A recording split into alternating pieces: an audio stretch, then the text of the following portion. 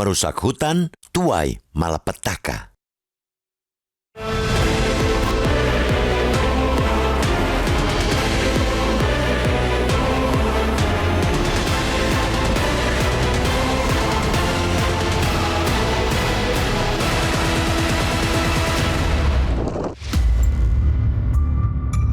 Bencana banjir bandang dan longsor di Sumatera menghentak dengan jumlah korban tewas dan hilang menembus 800 jiwa.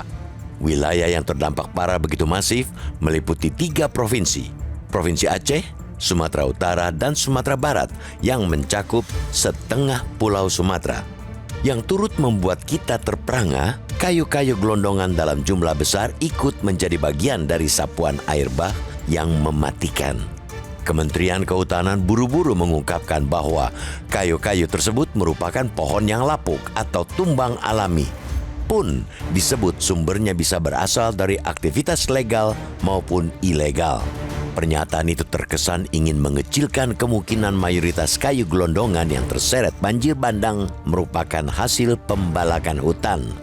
Soal ilegal atau bukan, di negeri ini yang namanya kegiatan ilegal pun bisa dilegal-legalkan. Tinggal keluarkan izin, penebangan ilegal atau yang merusak lingkungan bisa dengan mudah disulap menjadi legal.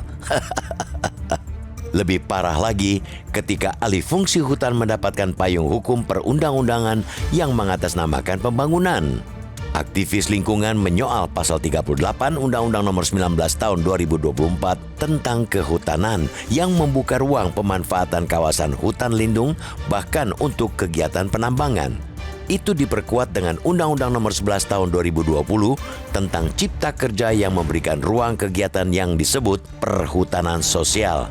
Pada pasal 29A ayat 1 dan 2 disebut pemanfaatan hutan lindung dan hutan produksi dapat dilakukan kegiatan perhutanan sosial oleh perseorangan, kelompok tani hutan, dan koperasi.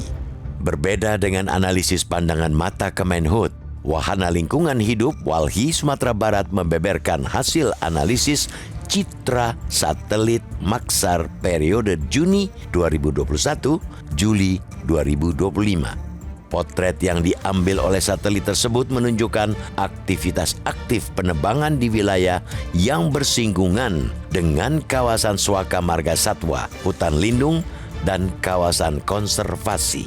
Wilayah ditebangi mencapai ratusan hektar. Meski bolak-balik bencana banjir dan longsor menerjang, menurut analisis Walhi, aktivitas penebangan hutan itu masih terus aktif hingga pencitraan terbaru satelit pada Juli 2025. Periode citra satelit yang menjadi rujukan Walhi kebetulan sekali diambil seiring dengan berlakunya Undang-Undang Cipta Kerja. Tidak berlebihan kiranya ketika muncul narasi bahwa alih fungsi hutan telah dinormalisasi demi kepentingan ekonomi. Bencana demi bencana dianggap angin lalu, dipandang sebagai sekadar musibah yang tidak bisa dihindari. Paling-paling sesaat muncul pernyataan-pernyataan komitmen untuk memperbaiki lingkungan, namun terlupakan setelah bencana berlalu.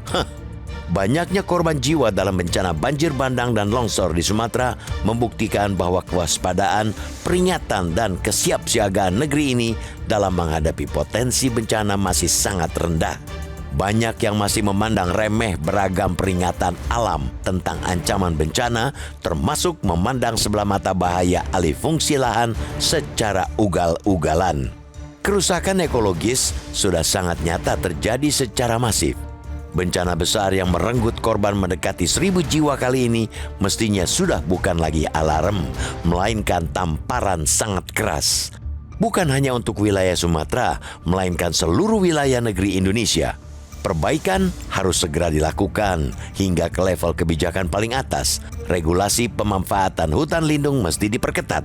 Bahkan perlu dibuat aturan yang memungkinkan menambah area hutan lindung alih-alih menggerusnya. Pengelolaan alam memerlukan kearifan agar keseimbangan ekologis tetap terjaga. Tanpa itu, kedatangan malapetaka lebih besar lagi bakal menjadi keniscayaan. Kita pasti tidak menginginkan itu terjadi.